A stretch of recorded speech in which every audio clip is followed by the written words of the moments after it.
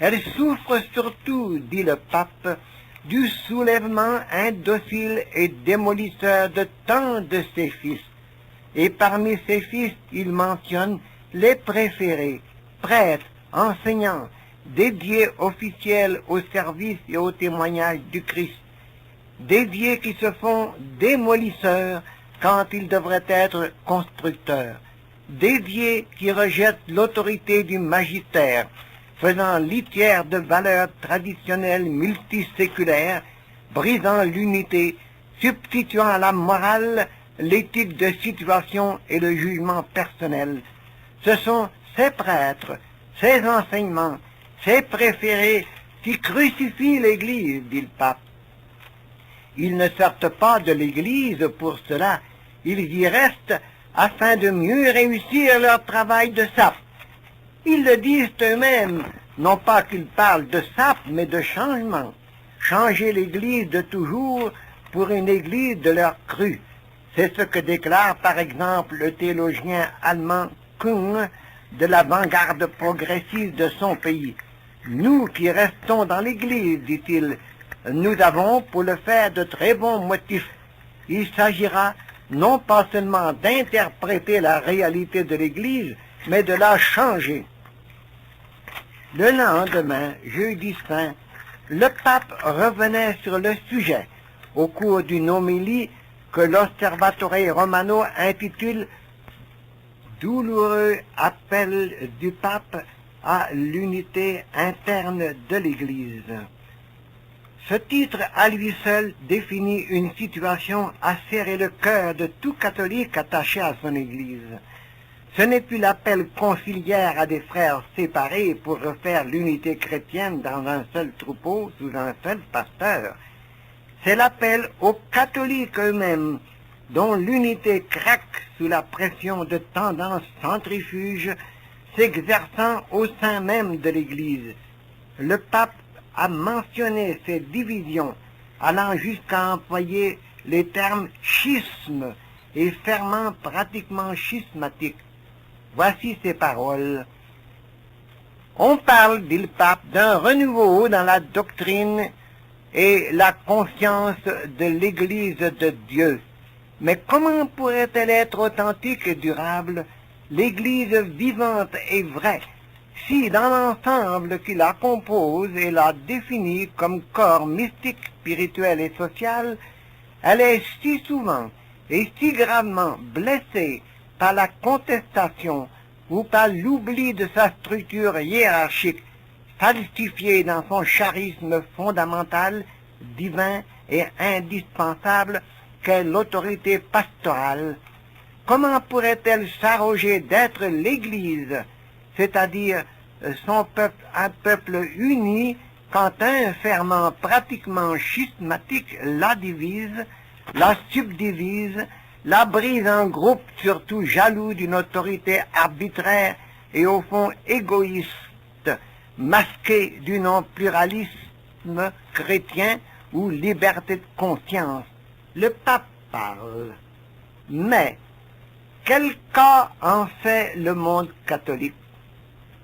Paul VI en faisait lui-même la remarque au cours d'une de ses audiences. J'ai parfois, dit-il, l'impression que je parle dans le vent. Pourquoi? Parce que son magistère est contesté publiquement par des théologiens de grande renommée dans leurs pays respectifs. Ou bien, sans être contesté publiquement, il pèse peu ou point dans même milieu, même épiscopaux. Et c'est pourquoi des collégialités manifestent des tendances centrifuges vers des églises nationales déromanisées. Et c'est pourquoi le sens du sacré s'en va à l'eau, et c'est pourquoi des expériences de messes bouffonnes se font en maintes paroisses, dégradant la liturgie sous l'œil d'évêques muets. Et c'est pourquoi le catéchisme traditionnel qui enseignait les articles du symbole, les commandements de Dieu et de l'Église, les 7 sacrements et la prière, est remplacé par des catéchèses de verbiage, vides de doctrine quand ce n'est pas chargé d'hérésie. Cela, pas seulement en Hollande, pas seulement en France, mais pareillement aux États-Unis et dans notre propre pays, le Canada. Mais j'aborde ici un sujet sur lequel il y a beaucoup à dire, parce que c'est tout l'ordre religieux et civil de demain qui est en jeu. Il pourra en être question dans une prochaine causerie. Le tableau, d'ailleurs, est déjà suffisamment chargé pour alerter l'esprit et toucher le cœur de tout catholique sincère. Un fils de l'Église n'a pas le droit de rester indifférent devant les attaques qu'elle subit, devant la crise qu'elle traverse, devant les protestations, les soulèvements internes et les infidélités qui affligent si profondément son chef actuel, le pape Paul VI.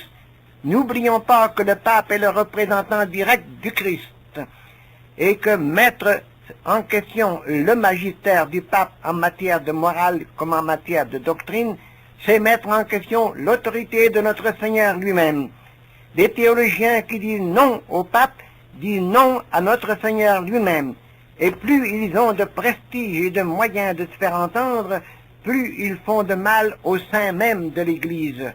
Chacun de nous, en tant que baptisé, en tant que confirmé, n'est pas seulement un bénéficiaire des richesses du Christ dispensées par la Sainte Église, mais il en est aussi un membre responsable. Responsabilité de plus en plus pressante à mesure que l'ennemi, qu'il soit du dehors ou du dedans, redouble ses assauts. Personne n'est sans moyen pour l'exercice de cette responsabilité. Le premier moyen, accessible à tous, c'est bien la prière. La prière pour la Sainte Église, pour notre Saint-Père le Pape, comme dans le saint sacrifice de la messe, doit se faire de plus en plus ardente. L'heure du démon appelle l'heure du chrétien. Redoublons donc de ferveur. L'oubli pratique de Dieu au long des jours, parfois des semaines ou des mois, ou même de la vie courante tout entière, alors qu'on est si empressé pour le confort, pour le jeu, pour la distraction, pour les images souvent malsaines de la télévision, ne manifeste pas d'une grande sollicitude pour les souffrances de l'Église et du Saint-Père. Absence, sommeil qui risque de devenir engourdissement total et permanent. En rappelant les paroles angoissantes du pape et en citant quelques exemples des causes de son angoisse, nous avons justement voulu essayer de réveiller ceux qui dorment ou somnolent pendant que le Christ agonise dans son vicaire et dans son Église.